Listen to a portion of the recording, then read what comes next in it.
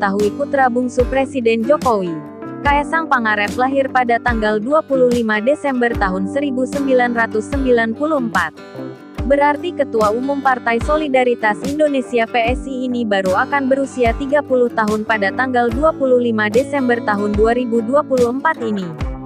Sedangkan pilkada serentak, termasuk Pilkada DKI Jakarta sudah akan berlangsung tanggal 27 November tahun 2024. Berarti pada tanggal tersebut Kaesang Pangarep belum genap berusia 30 tahun. Sedangkan menurut Undang-Undang No. 10 Tahun 2016 tentang pemilihan seseorang yang ingin maju dalam Pilkada 2024 harus berusia minimal 30 tahun untuk kandidat calon gubernur, cagup, dan 25 tahun untuk kandidat calon bupati, wali kota. Selain soal usia, Undang-Undang tentang Pilkada ini juga mengatur syarat administratif lainnya seperti kandidat calon kepala daerah harus berpendidikan paling rendah sekolah lanjutan tingkat atas atau sederajat. Para calon juga harus bebas dari penyalahgunaan narkotika berdasarkan hasil pemeriksaan kesehatan menyeluruh. Kemudian kandidat tidak sedang dicabut hak pilihnya berdasarkan putusan pengadilan yang telah mempunyai kekuatan hukum tetap.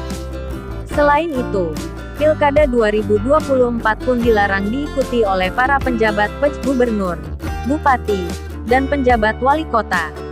Kemudian bagi anggota DPR, DPD dan DPRD yang ingin maju sebagai calon kepala daerah harus mengundurkan diri terlebih dulu dari jabatannya.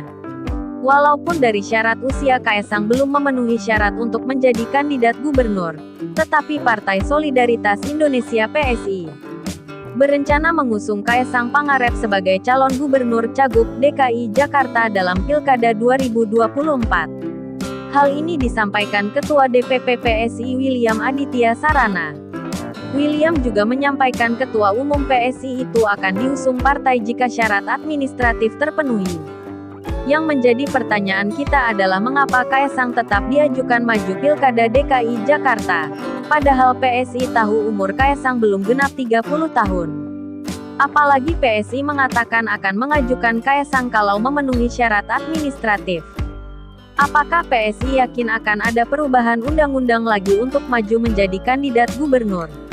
Hal ini tentu mengingatkan kita kepada Pilpres 2024 kemarin. Walaupun kakak Kaesang yakni Gibran Raka Buming Raka belum cukup umur untuk maju Pilpres, tetapi berkat perubahan undang-undang yang disahkan Mahkamah Konstitusi, Gibran bisa menjadi cawapres mendampingi Prabowo Subianto. Apakah Partai Solidaritas Indonesia yakin akan ada lagi perubahan undang-undang oleh Mahkamah Konstitusi, sehingga Kaesang bisa juga melenggang ke Pilkada DKI Jakarta, seperti kakaknya di Pilpres kemarin?